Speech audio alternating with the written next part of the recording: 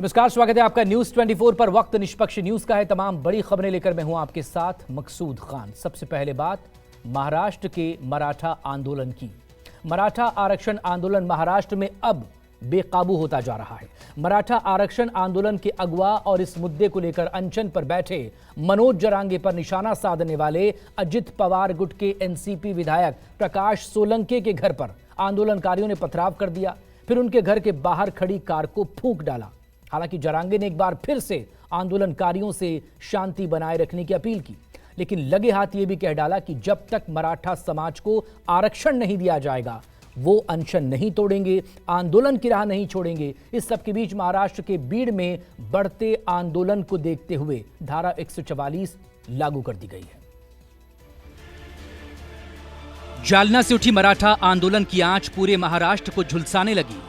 गुस्से की चिंगारी सरकारी दफ्तरों से नेताओं के घर तक पहुंच गई। मराठा आरक्षण को लेकर सियासी आश्वासनों से भरोसा खो चुके लोग सीएम और डिप्टी सीएम के पोस्टर पर कालिख पोतने लगे, हाईवे पर कब्जा करने लगे। लोग सरकारी दफ्तरों में आग लगाने लगे, नेताओं के घर जलाने से भी नहीं चूक रहे। भीड़ में गुस्साए लोगों ने नगर परिषद का कार्यालय फूंक दिया तो गुस्साई भीड़ ने एनसीपी अजित पवार गुट के विधायक प्रकाश सोलंके का घर भी फूंक डाला।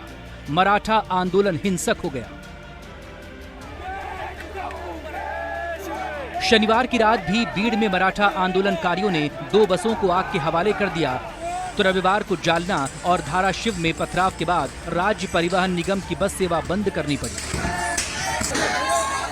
इस समय हम जालना जिले से गुजरने वाले धुले सोलापुर हाईवे पर मौजूद हैं और इस हाईवे का एक नज़ारा मैं आपको दिखाना चाहता हूं। देख लीजिए, ये हाईवे है। इस हाईवे पर रोजाना सैकड़ों स्टेट ट्रांसपोर्ट की बसें यहां से गुजरती हैं, लेकिन अब एक भी बस आपको यहां पर नजर नहीं आएगी क्योंकि शनिवार को रात को भीड़ में 2 बसें जला दी गई और रविवार को जालना जिले में 3 जगहों पर बसों पर पथराव किया गया। यानी अब नुकसान ज्यादा ना हो, इसलिए स्टेट ट्रांसपोर्ट ने एसटी ने यहां पर फैसला किया है कि इन इलाकों में बस सेवा को बंद कर दिया गया है। जालना में जब से मनोज जरांगे अनिश्चितकालीन अनशन पर बैठे हैं, तब से पूरे महाराष्ट्र में मराठा आरक्षण की मांग को लेकर नए सिरे से सियासी सुगबुगाहट शुरू हो चुकी है। आरक्षण की मांग का समर्थन कर रहे मराठा समाज के लोग कहीं कैंडल लाइट प्रदर्शन कर रहे हैं तो कहीं तालेबंदी कर भविष्य के आंदोलन की दिशा भी बता रहे हैं।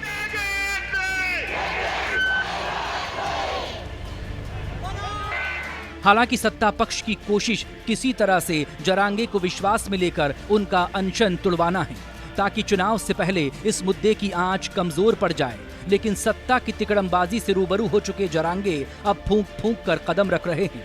कार्यकर्ताओं को हिंसा नहीं करने की अपील कर रहे हैं। जरांगे के अनशन के 6 दिन पूरे हो चुके हैं। जैसे जैसे उनकी तबीयत खराब हो रही है वैसे वैसे ही मराठा समाज का गुस्सा भी बढ़ता जा रहा है। मराठा आरक्षण की मांग को लेकर अनशन पर बैठे मनोज जरांगे पाटिल के अनशन का आज 6ठा दिन है। इन 6 दिनों में बहुत कम पानी पीकर वो अपना अनशन जारी रख रहे हैं। इस समय मैं आपको स्थिति बताना चाहता हूँ। देखिए, मनोज जरांगे पाटिल वहाँ पर मंच पर वहाँ पर आराम कर रहे हैं। उनकी स्थिति खराब होते जा रही है। कल ही आपने देखा कि उनके हाथ कांप रहे थे, हाथ में माइक पकड़ने की भी ताकत अब नहीं बची है क्योंकि उन्होंने पानी भी लेना वहाँ पर बंद कर दिया है।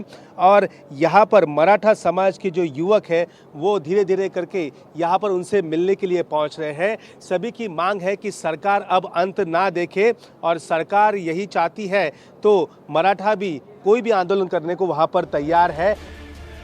शनिवार को ही जरांगे ने साफ कर दिया था कि अगर सरकार फौरन आरक्षण नहीं देती तो 29 अक्टूबर से महाराष्ट्र के हर गांव में भूख हड़ताल शुरू होगी और विरोध प्रदर्शन के दौरान अनशन पर बैठे प्रदर्शनकारियों को कोई नुकसान होता है तो इसके लिए भी सरकार ही जिम्मेदार होगी। लेकिन जब उनसे अजित पवार गुट के विधायक के घर हमले और आगजनी का सवाल पूछा गया तो उन्होंने साफ कर दिया कि जब तक आरक्षण नहीं मिलता उपवास जारी रहेगा। ध्यान भटकाने की कोशिशों से आंदोलन नहीं रुकेगा। मैं लड़ता हूँ, आप भी लड़ो, आत्महत्या मत करो। मुख्यमंत्र्यांनी आरक्षण तो हम लेके रहेंगे। फिर से एक शब्द है मेरा कि पूरे राज्य को ही मराठवाड़ा या कोई विभाग मैं नहीं मानूंगा। पूरे कोई टेंशन फ्री रह जाओ महाराष्ट्र के मराठी। मिलेगा तो पूरे महाराष्ट्र को ही मिलेगा, नहीं तो मैं रुकूंगा नहीं, ये शब्द है मेरा। तो ये जरांगे के आंदोलन का ही असर है कि महाराष्ट्र में सीएम एकनाथ शिंदे के गुटवाली शिवसेना के हिंगोली से सांसद हेमंत पाटिल ने मराठा आरक्षण के मुद्दे पर रविवार को इस्तीफा दे दिया।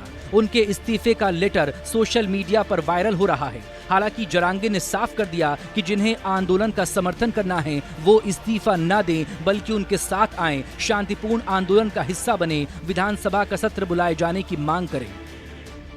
अनेक वर्षापासून मराठा समाजाच्या आरक्षणाचा प्रश्न महाराष्ट्रामध्ये चिघळलेला आहे। मी स्वतःही एक सामाजिक कार्यकर्ता आहे। गावागावामध्ये अनेक ठिकाणी मराठा समाजाचे कार्यकर्ते हे उपोषणाला बसलेले आहेत। जरांगे पाटीलही गेल्या 4 दिवसापासून उपोषणाला बसलेले आहेत। महाराष्ट्राचे मुख्यमंत्री माननीय एकनाथराव शिंदे साहेब यांनी शिवतीर्थाच्या आपल्या मेळाव्यावरती आझाद मैदानामध्ये त्यांनी स्वतः शिवाजी महाराज शपथ घेऊन शब्द दिलेला आहे की मराठ्यांना ते आरक्षण मिळवून देणार आहेत।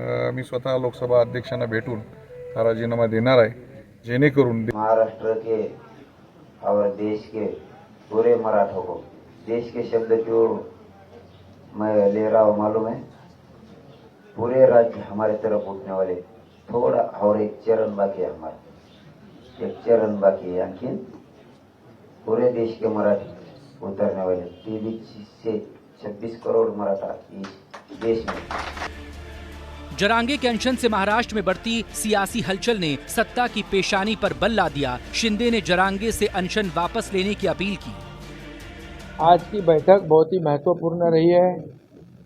मराठा आरक्षण के बारे में सभी हमारी उप समिति की बैठक थी, उप समिति के सभी मेंबर थे। जस्टिस शिंदे सर की जो कमेटी है उन्होंने प्रथम रिपोर्ट जो है सादर किया हुआ है, कल हम कैबिनेट में रखेंगे। ये एक निर्णय हुआ है और इसमें दूसरा एक निर्णय ऐसा हुआ है जो जस्टिस है भोसले साहब और गायकवाड़ और शिंदे, जस्टिस शिंदे, इनकी एक कमेटी गठित की गई है एडवाइजरी कमेटी के रूप से। वो सरकार को भी गाइड करेगी और मागास वर्गीय आयोग को भी मदद करेगी।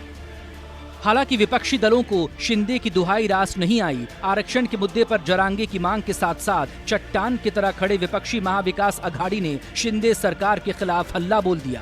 मराठा आरक्षण के लिए ईंट से ईंट बजाने का आह्वान कर दिया। Complete failure of the home minister of Maharashtra and the government. ये ट्रिपल इंजन की खोखे जो सरकार है महाराष्ट्र में, उनका फेलियर है। आज एक विधायक का घर जला जाता है, गृह मंत्रालय क्या कर रहा है, गृह मंत्री क्या कर रहे हैं, उनकी जिम्मेदारी है। इसे भी रोकने की आवश्यकता है। मराठा समाज के पिछले जब मोर्चे निकले थे, पिछले समय जब आरक्षण दिया था तो 58 मोर्चे निकले थे, लाखों लोग रास्ते पे आए थे, लेकिन बहुत ही डिसिप्लिन देखा गया और उसमें पूरे देश ने उसकी नोंद ली और पूरे देश ने एक महसूस किया कि मराठा समाज एक शिस्तबद्ध पद्धति से एक शिस्तप्रिय समाज है। ये लॉ एंड ऑर्डर को भी बनाए रखने में बहुत ही मदद करने वाला है, ऐसा अनुभव है। और इसलिए अभी जो कुछ घटनाएं हो रही है इसका भी विचार मराठा समाज के लोगों ने करना चाहिए। मराठा आरक्षण के बारे में माननीय महामहिम राज्यपाल से ये कहा कि जरांगे पाटिल की तबीयत बहुत ख़राब है, उनकी ज़रूरत है महाराष्ट्र के लिए और इसीलिए आप इंटरवीन कीजिए और उनको आह्वान कीजिए और सरकार ने विशेष अधिवेशन लेना चाहिए और मराठा समाज को न्याय देना चाहिए और किसी समाज का आरक्षण न कम करते हुए मराठा समाज को आरक्षण देना चाहिए। ये सत्ता पक्ष की जिम्मेदारी है, वो केंद्र और राज्य की है और इसके बारे में माननीय राज्यपाल जी ने आप इसमें हस्तक्षेप कीजिए, ऐसा हमने कहा है। कोई हिंसा का हम कोई भी समर्थन नहीं करेंगे। प्रकाश सोलंकी चाहे कौन से भी पार्टी में हो, कौन से भी पक्ष में हो, लेकिन ये रास्ते से जाना गलत है। कोई भी हिंसा होनी नहीं चाहिए और जब सारा समाज इकट्ठा होकर मांग कर रहा है तो मुझे लगता है कि सरकार भी इसके ऊपर गौर करेगी और हम महाविकास आघाड़ी के तरफ से भी आज राज्यपाल महोदय से मिलकर यही बताया है, उन्होंने तो विनती की है कि उन्होंने जल्द से जल्द इसमें दखल लेनी चाहिए और केंद्र सरकार को और राज्य सरकार को बताना चाहिए। जरांगे ने 25 अक्टूबर को अपनी भूख हड़ताल का दूसरा चरण शुरू किया। इसके एक दिन बाद राज्य सरकार ने उन्हें ओबीसी श्रेणी के तहत नौकरियों और शिक्षा में मराठों के लिए आरक्षण की घोषणा करने का अल्टीमेटम दिया था। राहुल पांडे और इंद्रजीत सिंह के साथ विनोद जगदाले, मुंबई, न्यूज़ 24।